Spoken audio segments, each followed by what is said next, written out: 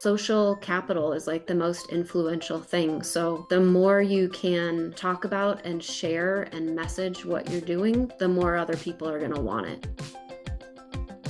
Welcome to the Passive House podcast, brought to you by Passive House Accelerator, a catalyst for zero carbon building. For news, inspiration, and connections from all flavours of Passive House, check out passivehouseaccelerator.com. Sign up to receive regular updates about events, get your questions answered, and contribute to the community dialogue.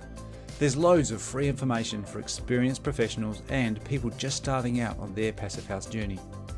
We hope to see you at one of our weekly Passive House Accelerator live webinars. In the meantime, here's this week's Passive House podcast. Hello and welcome back to the Passive House podcast. I'm Matthew Cutler, coming to you from Auckland in New Zealand. And I'm Zack Semke, coming to you from Seattle, Washington. How are you doing, Zack? I hear that there's been a few storms across the US. You been affected by any of that? No, it's been quite nice weather-wise in Seattle. Now it's raining again, but it was quite dry. Yeah. Yeah, there are some more metaphorical storms that are a little bit more disturbing, Well, honestly, but we won't go into that. Yeah.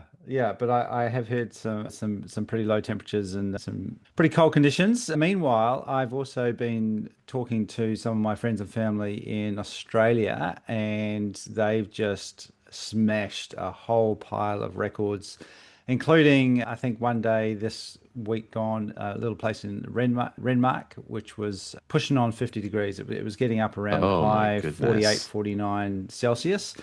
I don't even want to know Whoa. what that is in Fahrenheit, but it's a lot. I know. Well, I'm going to check because that's insane.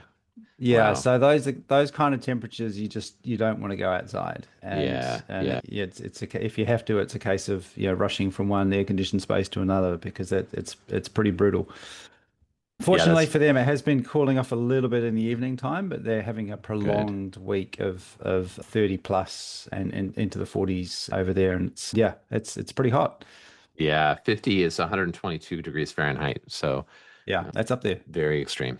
Yeah. Yeah, and I think there are some fires already in the state of Victoria in Australia, and the that heat wave coincided with the start of the Tour Down Under cycle race, which is quite a big event Oh in no. Australia, Yeah. Right. and they did have to adjust the course Hmm. because of the extreme heat, not just for the riders but also all the spectators and the fire risk associated with that. So yeah, Sure. it's pretty hot, and we're sort of getting the tail end of that here because that weather sort of system tends to track over towards us here. So it's pretty warm here in Auckland right now too. Yeah. But on to probably hopefully happier things and more inspiring conversations. This is a great chat that you've got for us with Lindsey Love. We've had the other Lindsay on the That's right. pod before, Lindsay Shack. Yeah. Lindsay Shack, and along with Lindsey Love have Love Shack, which is a fantastic name and also a great practice. And Lindsay's also been involved a little bit with Reimagine recently. That's right. Lindsay is an expert in residence at the Regenerative Buildings Collective. And so she's, done Ask Me Anything sessions with us and has been really providing a lot of guidance around questions around healthy materials, natural materials, biomaterials, all of that. And she was just part of our Healthy Materials cohort meetup that happened last week or earlier this week, actually, with Chris Magwood of RMI and Jacob Racusin of the Bio-Based Materials Collaborative and Catherine Murphy of the Healthy Materials Lab. And so we were all the cohort members within the collective, and those four leaders were all together. We were Right. charting out essentially what the cohort is going to be working on, which was really fun. It was a great session. Nice. Yeah, it's exciting stuff. And yeah, maybe this is a little bit of a taste of some of that conversation for people that haven't been involved in that. So we will get into that. But before we do, we've got a few people to thank. We do indeed. So a big thank you to Source 2050 for being our sponsor of the week and making everything happen for us here at Passive House Accelerator this week, including the Passive House podcast. Thank you to our stakeholder partner, NYSERDA, the New York State Energy Research and Development Authority. Thank you to our founding sponsors as well, 475 High Performance Building Supply, Ingui Architecture, Partel, Rockwell North America, and Zola Windows. And thank you to our champion sponsors, Bewizo, Cascadia Windows and Doors, European architectural supply, Icon windows and doors, Intelligent Membranes, LG air conditioning technologies, Proseco, and Source 2050. All right. Well, before we get into this chat with Lindsey Love, just a quick terminology definition. Towards the end of the conversation, you mentioned DDX, which That's is right. Design Data Exchange. For those that haven't heard of that, Zach, you want to tell us a little bit about what it is? Yeah, it is a data reporting tool. So it's for firms who are reporting to AIA for the voluntary AIA 2030 commitment. The the DDX is the data reporting tool that firms use to track their projects and report them to the AIA. Cool. Well, I didn't know about DDX, and it's very cool just knowing that something like that exists that allows people to upload information like that, and so that we can start measuring things like building performance. Very, very cool to know that that's out there. All right, well, let's jump in and have a listen to your conversation with Lindsey Love.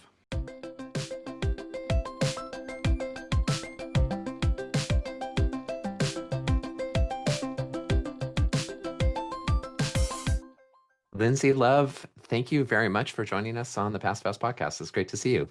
Thanks so much, Zach. It's nice to see you again. Yeah, absolutely. And Lindsey, it's been really fun also to be connecting with you in the Reimagine Buildings Collective. And you've presented a couple of times in interview format and Ask Me Anything sessions about biomaterials and natural materials and healthy materials and embodied carbon. And it's really you've been making some really important contributions there in terms of all of those topics. And I really appreciate your leadership in this, this new space, fairly new space in building decarbonization. It's really awesome. Thank you for acknowledging that. I am so grateful for the opportunity to share what I've learned about it. It's not been the case that people have been open to learning about it or considering using bio-based or natural materials. So it feels really good that the culture is shifting. Yeah, it definitely feels like it is shifting. I remember, I think back to the first Passive House project that I was involved in documenting and how, and kind of am I mean, it's an awesome project, awesome building. However, I'm a little embarrassed about how much we were celebrating, how much foam was going into the foundation, and yeah, we've come a long way, I think, and it's and thanks in no small part to leaders like you or her kind of showing us the way. So, on that topic, could we learn more about your firm, Regenerative Building Solutions, and what that's all about? How you engage with design and construction teams, and yeah, but tell us about your work there. Great. Yeah, thank you. I was practicing as an architect and we were working in the high performance space and just we found success in that in our little high-end residential cold climate market when we found contractors who were on board and were educated in terms of the economic benefits and health benefits and just the practicality of passive house. But that didn't really exist in terms of implementing more bio-based or low embodied carbon or natural, more healthy materials. There isn't necessarily like a builder training for that. So I really recognized that there was a gap, at least in our market, for just either educating contractors and owners and architects, but also like implementing it in the field. And what I know of natural materials is that we're not really like changing the whole construction system. We're kind of like replacing things where they can be replaced. The passive house market, the passive house movement, I think really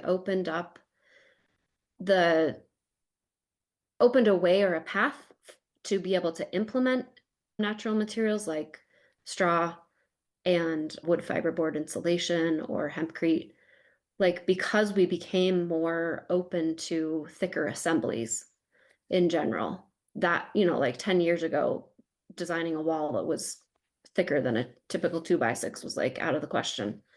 And now it's pretty normal, at least in my projects. So, but to get more into how I operate regenerative building solutions is I consult for architects or project owners or builders on how they can implement more high performance strategies, perhaps taking it all the way to a passive house certification. Quite often, not. Quite often, it's just about doing a foam free, high performing assembly and using cellulose or straw or wood fiber board insulation. And then on the construction side of things, like I do travel within a certain range to actually just do the installation or like teach a workshop on site. So I've traveled up to like 9 hours away to teach how to install straw bales. And I've taught just groups of people that the owners may bring together, or I've also taught construction crews how to do the work or apply the plasters. I've also come in sort of like as a project manager for a certain part of the construction project. Right, right. And remind me, you're in Montana or Wyoming? I'm actually in Driggs, Idaho, which Oh, is, Idaho. Yeah, yeah. Okay. yeah, a tiny Yeah, little town that's basically a bedroom community for Jackson, Wyoming. yeah, yeah. Okay. Jackson Hole, people know the ski resort town. Right, right. Yeah. Okay. And so I imagine that teams that are, they're say passive house designers, architects, builders are I think a ripe, I mean they're mission aligned with natural materials and as you mentioned, I mean that's really interesting about the thickness of walls that it kind of opens up this conversation in the first place. I imagine there are also some potentially some concerns about cost and in and just unknowns about kind of the process of switching from materials that may be the more conventional materials, petroleum-based materials that people may be more familiar with from previous work to natural materials. And so how do you work with teams to kind of allay that concern? And what are some of the cost-saving moves that you feel like are, the most effective? Yeah, as any designer knows, the more information you can gather early on, the better foundation you're going to have for streamlining costs or saving costs in the long run. So the soonest, as soon as I can come into a project, the better. I've definitely had plenty of people ask me over the years, like, oh, I've designed this building and we want to do it foam free. How can we do that? But the reality is that if you want to do a lower embodied carbon or a bio-based material, the R values are going to be lower than foam. Therefore, the assembly has to be thicker. So it it's not always possible without a redesign at that point in time. So starting early is the most thing you can do. Integrative design is so critical, so important. And I think also just using some general rules of thumb that are true, like doing a little bit of research ahead of time or a good evaluation, like bringing someone in like me who has some knowledge about the options that are out there. There are a lot more options for bio-based structural and insulation solutions. But there's a lot to learn about those things. So if you can just bring someone in for like a small amount of scope to guide the team, you can really streamline things that way and Hmm. avoid sort of going on wild goose chases. Right, right. And as you're working with teams, what's the most common assumption that they make about bio-based materials that might actually create budget problems? Yeah, that's a great question. A lot of people, there's been so much marketing over the years in the DIY space about using natural materials, like build your own cob house for $5,000 or, like Hmm. I don't expect that passive house architects are necessarily making those assumptions, but their clients might be. I like to say that building a high performance home across the board is probably gonna like the meat and the bones of the assembly probably going to be fairly comparable. It's really the interior finishes that are going to impact the budget in a really big way. Interior and exterior finishes.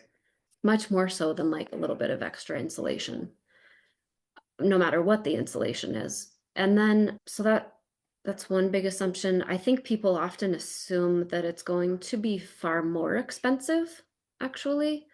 And the reality is that it's not. It's harder to find the contractors. And so contractors may, somehow contractors often get away with adding learning curves to things, which is different from the design professionals who are like, oh, we'll learn for free. But yeah, I think I would just say doing a little bit of homework up front to understand what the actual potential costs could be rather than making assumptions Mm-hmm, would mm-hmm. be beneficial. So if a team could only implement a few performance or health strategies, with in this realm of use of natural materials and biomaterials, so only a few strategies that are both impactful and also realistically achievable, what would you prioritize for them?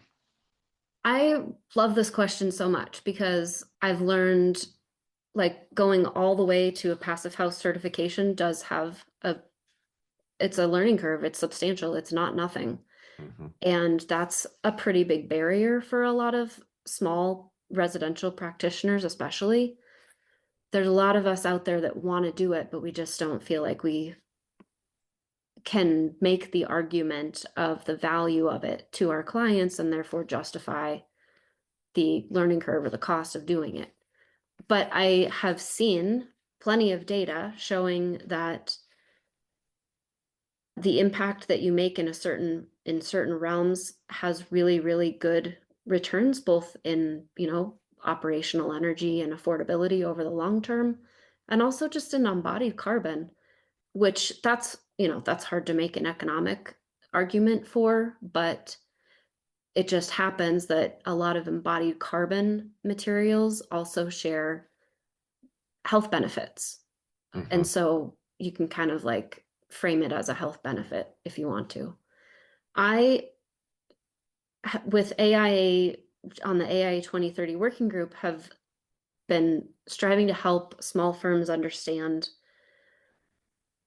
how to craft a sustainability action plan and like what are some 1 year, 3 year, and 5 year goals that you could implement in that sustainability action plan to like maximize impact and like see a return on your investment in your business. And the things that are most impactful are going to be the most rewarding and allow you to shift your messaging and your marketing to really to highlight the impacts that you're making. So that might have been a little bit a roundabout way of getting to, I think early phase energy modeling is highly, highly impactful when you can quick and dirty kind of do a energy model cost and comparison of either different assemblies or different window configurations. That's super beneficial. That's something that you could do on one project in like 1 to 2 days worth of work. That's a really easy, justifiable expense for a client because that's going to pay itself back in less than 5 years easily. And then another one is early phase embodied carbon comparisons. And one thing I like to mention is like what I hear often from small firms is that these better practices always get value engineered out.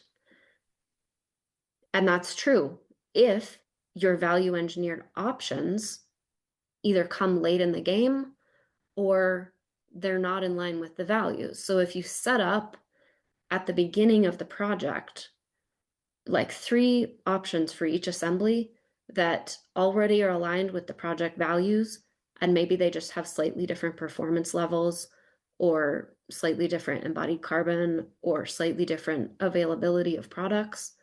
If you start there and you've got 3 that you can just compare, you can make really great impact with literally like, within a week's worth of the whole project design process. And it's not a hard sell for your client, especially then when you've got that modeling data that you can show to your clients, which is both an educational tool and helps like spread the word and the message amongst within our culture those are all really valuable. And then, social capital is like the most influential thing. So the more you can talk about and share and message what you're doing, the more other people are going to want it. I think sometimes we think that, oh, if I share, it's not going to be my secret sauce anymore. But the reality is that the more people see you doing it, the more they're going to want it. Yeah, yeah, definitely. No, that's it. I really like that. And you also hit on this thing that's kind of exciting about biomaterials is there's often an kind of overlap or kind of harmony with other goals. So you mentioned low embodied carbon and health benefits, for example, and that has come up recently. So in the Reimagine Buildings Collective, we have these Reimagine labs, and we have that of groups of like 5 to 7 people who are grappling with some question around building decarbonization over the course of a couple of months, and then producing an insight brief about what they've learned. And most recently, the Bio-Based Performance Lab dove into bio-based materials in retrofits was kind of what they were exploring. So this is a lab that includes Ranger Penny and others. And the brief that they produced was really interesting to me, and I'm sure this is like old hat for you, but it was not for me. That the fact that natural materials also bring, or at least can bring, greater resilience, and especially to moisture. That our traditional approaches with petroleum-based products can set up some dangerous conditions sometimes with moisture and condensation, and that's obviously bad news for buildings.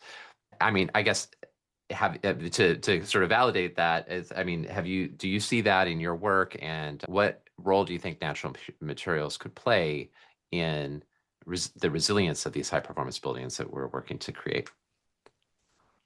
Yeah, that's a great question because there's so much more awareness around how much mold is in buildings nowadays, and so many more people also coming to us with chemical and mold sensitivities, or they've had a reaction to a bad mold incident.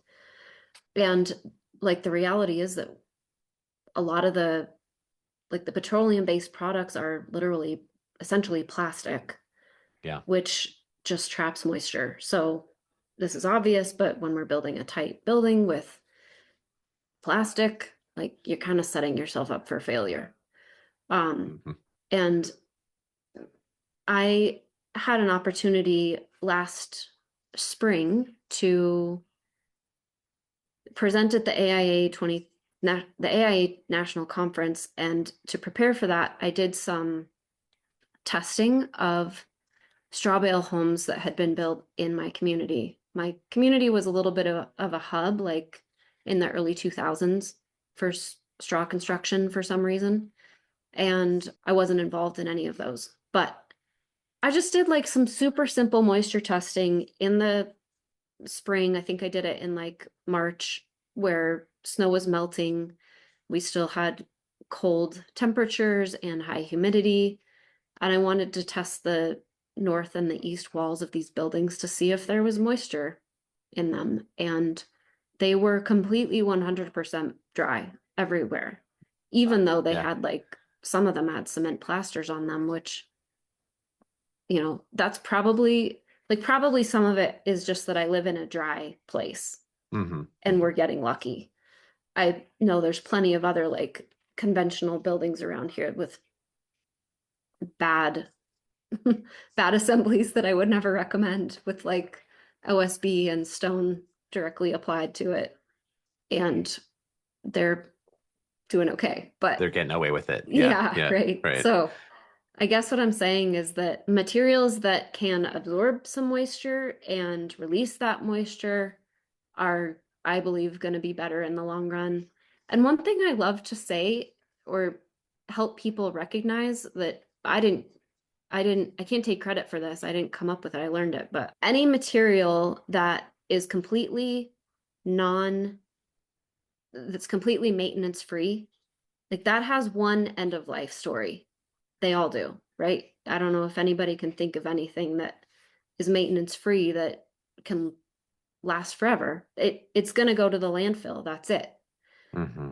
So more natural materials that buffer moisture, and maybe they are a little bit less durable than a plastic or a metal or a cement product.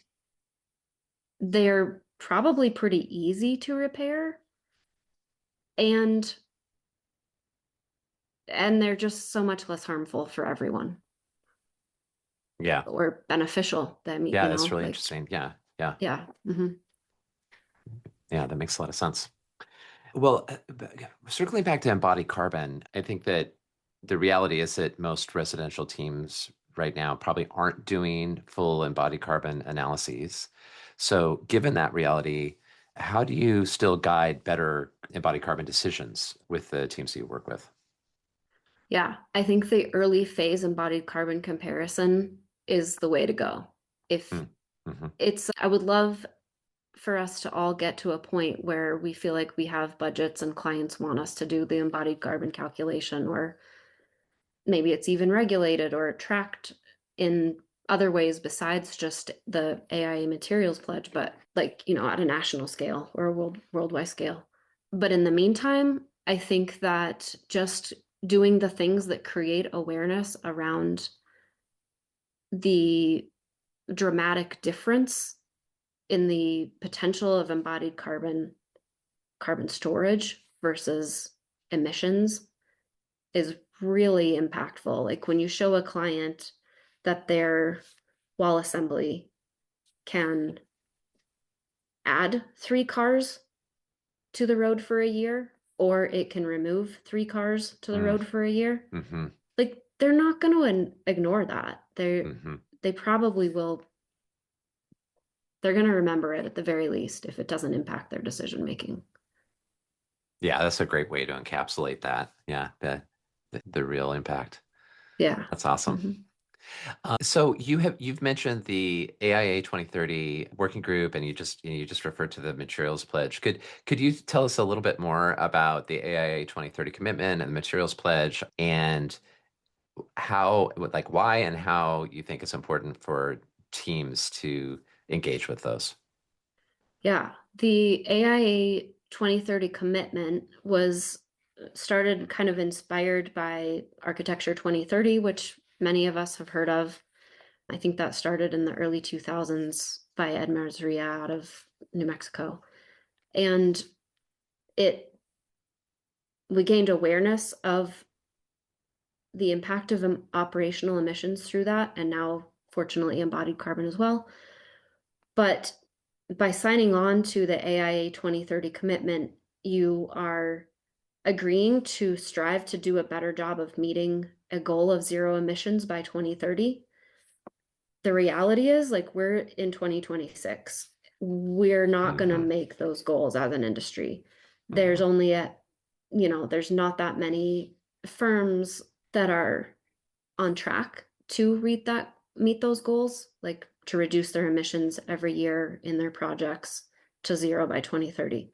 But there are some really, really inspirational companies of all scales that have bought into that and are working towards it.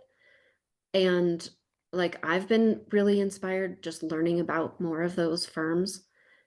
And let me mention the materials pledge. The materials pledge is similar to that, with an acknowledgement of both embodied carbon and health impacts.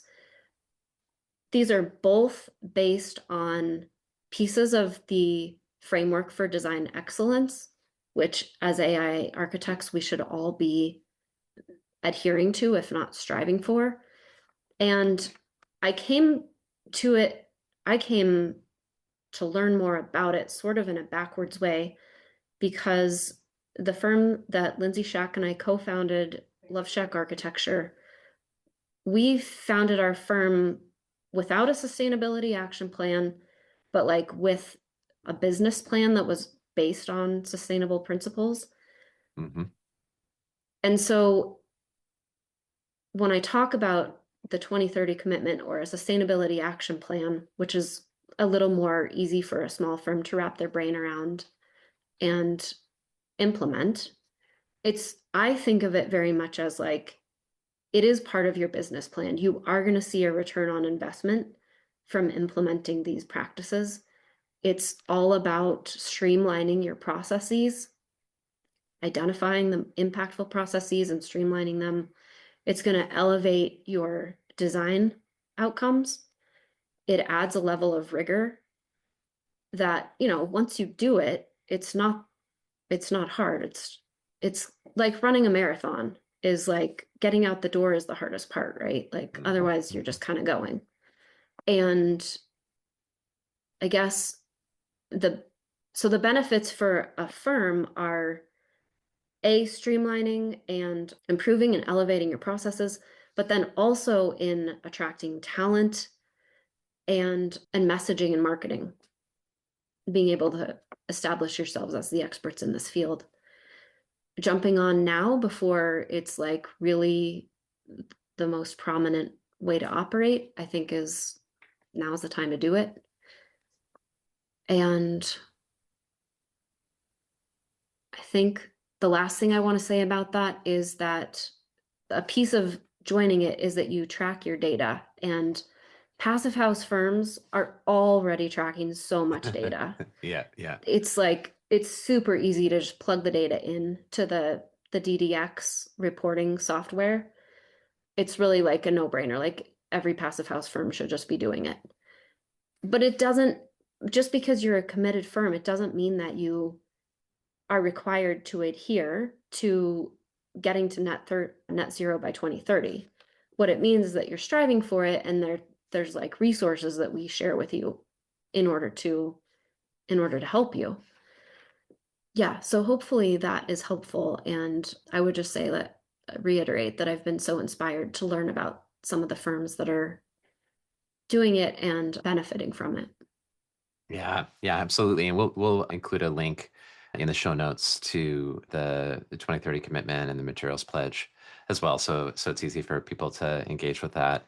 And yeah, showing proof of concept is really powerful. And so it's really important and leading work. So it's awesome. Well, Lindsey, this has been really awesome. I've really enjoyed having some time to talk with you and learn more about your work and get these insights from you. Thank you so much, and we'll see you soon in the collective or at Accelerator. It's yeah. Yeah. Thanks for all of your work.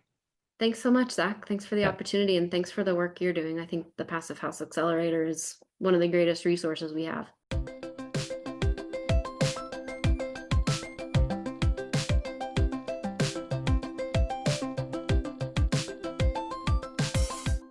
And that was Lindsey Love. Great conversation there, all about, well, just a bit of a theme at the moment. We're talking about materials that are a bit better for people and also better for the planet, a little less toxic and less problematic particularly at end of life. And it's really encouraging hearing people thinking about not just the performance of buildings, but how to do that in a more environmentally friendly way.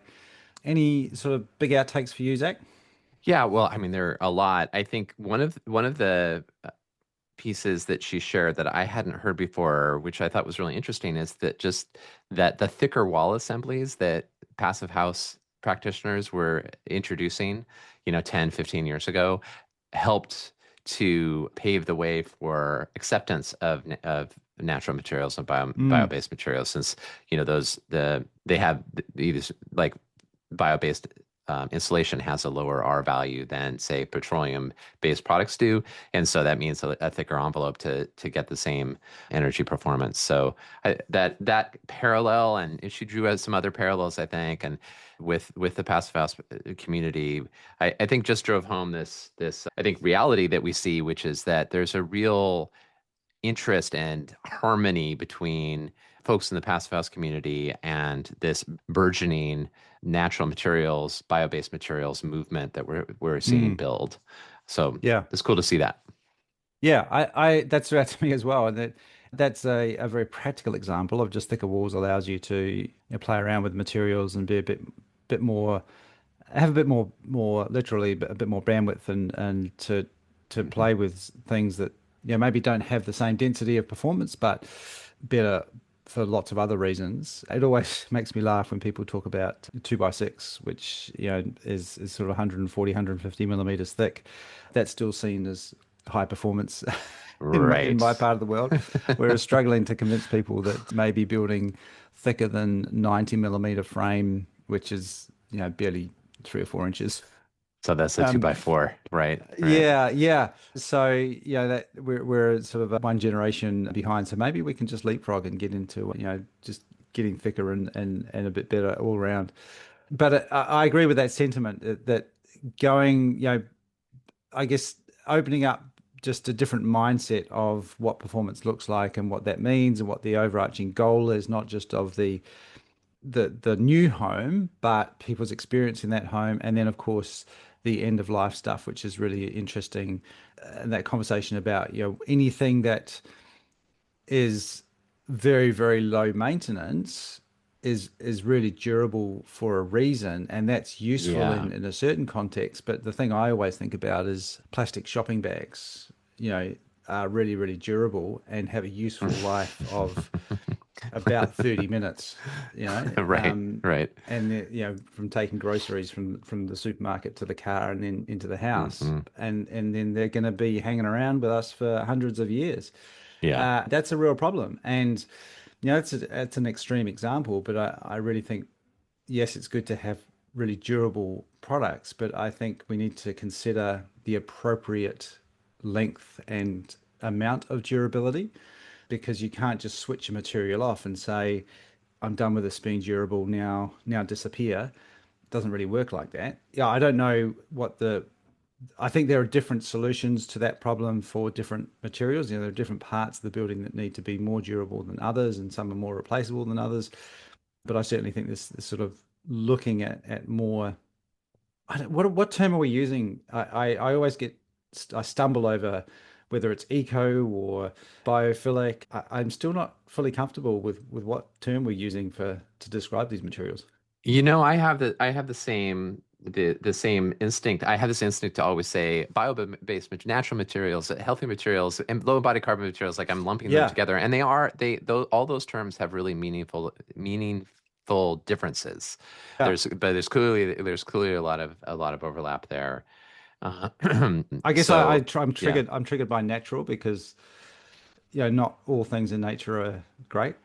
Right, right. Oh, and that was a really interesting thing a point that came up in the conversation in the cohort that I mentioned in the collective was that there are times when the example that got brought up, I think Chris brought this up, was an exposed cedar, like there was beautiful cedar ceiling Yeah. that actually triggered a really severe allergy for the occupant of the home. And so Yes. it is very true that natural doesn't necessarily mean healthy, at least not healthy for everyone, No. and that it's important Well, it's mold important is to pretty really. natural. Right. Right, Mold exactly. and Exactly. fungus, Yeah. Yeah. and But then you that's this tension that we always have. We're trying to keep nature out, right. and moisture Yeah. out. So yeah, Yeah. let's just sort of get Yeah, into a no, it's philosophical true. conversation. Yeah. I think the other thing that I find really interesting about this whole realm too is, I mean, you're talking about the maintenance and durability, is that there's also this potential for bio-based materials. I don't Yeah, know what to provide more durability in envelopes, and because they can be more effective at managing moisture than petroleum-based than plastic. yep, So I think that's just what's so cool and interesting about this moment in buildings as we're yep, kind of returning to natural bio-based materials in high performance building is learning about the building physics implications, and yep. sometimes those are surprising in a good way. Well, I think another piece of that is repairability, and Hmm. that's one of the things that I like about timber buildings with timber cladding and timber joinery is, I guess, because I grew up hanging out with my dad in the shed, and Yeah. I'm more familiar with working with wood, whereas a modern plaster house with lots of layers of render and meshes, and if one of those got a hole in it, I wouldn't have a clue how to fix it. Hmm. Hmm. But but timber, and that's part of sustainability and durability is the ability to fix something and prolong its life, its useful life. So that's another aspect of, I guess, the simpler materials, or at least in my mind, more familiar materials that are more repairable during the life of that building. And the other one more thing that jumped out at me, which Lindsay was really strong about, was this idea of early advice and early Yeah. energy modeling, but also carbon assessment, early stage stuff. And I've been thinking about this a lot recently because I think, particularly in passive house world, we get tripped over ourselves sometimes with the perfect being the enemy of the good, and that's particularly relevant in that early stage stuff. And I'm really interested in modeling methods that give rough estimates, or more importantly, a good comparison of options. It doesn't need to be, you don't need to be necessarily modeling to find that sweet spot of 15 kilowatt hours per square meter or whatever it is. But if you're just comparing this material, this wall assembly to another one, just in rough terms, that's a really good indication. Or how much glazing should I have on this elevation versus this one? Doesn't necessarily all have to be super accurate. And I think I know Hmm. energy modelers tend to be, they want to be very detailed and have very accurate answers. And I think there's a real space there early on in the project to do rough estimates and use modeling as a decision-making tool and as a comparison tool, as opposed to a detailed prediction or compliance tool. Right, right. Like is wall assembly A or B better than the other one Yeah, yeah. on some measure, embodied Yeah, carbon or yeah, yeah, it's like you're doing split testing, A/B testing yeah. of concepts early on in the design phase, Hmm. instead of using it as the final check or the final answer to Yeah, a compliance issue. yeah, yeah. That's a really good point.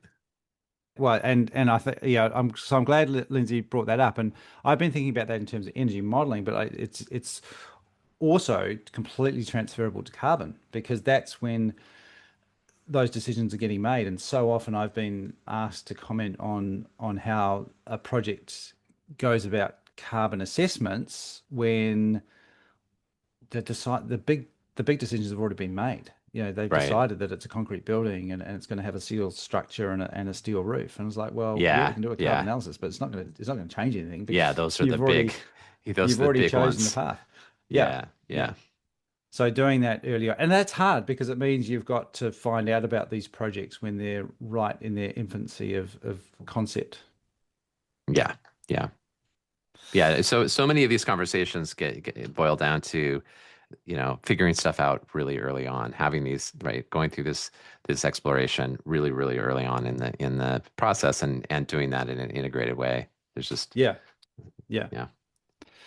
Very good. All right. Well, I really enjoyed that. Some great stuff in there, and really good to know that Lindsay and others are having these conversations in Reimagine. So definitely head over there if you want more of that good stuff and to be involved in that conversation as well. That's the best place to do that.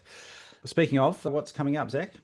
Yeah, and also just a quick plug to for Regenerative Building Solutions, which is Lindsay's consulting practice, and you can find that at regenbuilding.com.